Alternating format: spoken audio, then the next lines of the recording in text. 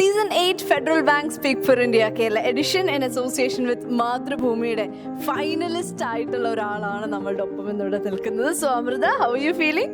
I am feeling great. So yes, congratulations. ആദ്യം തന്നെ അമൃത നമ്മുടെ ഫൈനൽസിലേക്ക് കടന്നിരിക്കുകയാണ്. അമൃതയോട് ഞാൻ 2-3 ചോദ്യങ്ങൾ ചോദിക്കാൻ പോട്ടോ.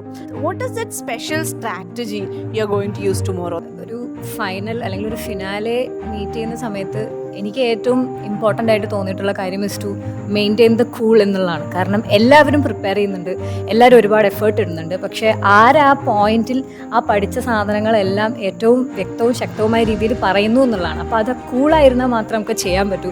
സോ അതായിരിക്കും എൻ്റെ ഫോക്കസ് മൊത്തം അതിലായിരിക്കും. ഇപ്പം നമുക്ക് 8 പേരാണ് ഫൈനൽസിലേക്ക് നാളെ മത്സരിക്കാനായിട്ട് പോകുന്ന അമൃത ഉൾപ്പെടെ. ആരാണ് അമൃതയുടെ ഏറ്റവും major competitor out of all you guys? ഇത് സ്പീക്ക് ഫോർ ഇന്ത്യയിൽ എൻ്റെ 3rd ടൈമാണ്. So I was semi finalist last time. അതിന് മുന്നേ ഡിസ്ട്രിക്റ്റിൽ തന്നെ പോയായിരുന്നു.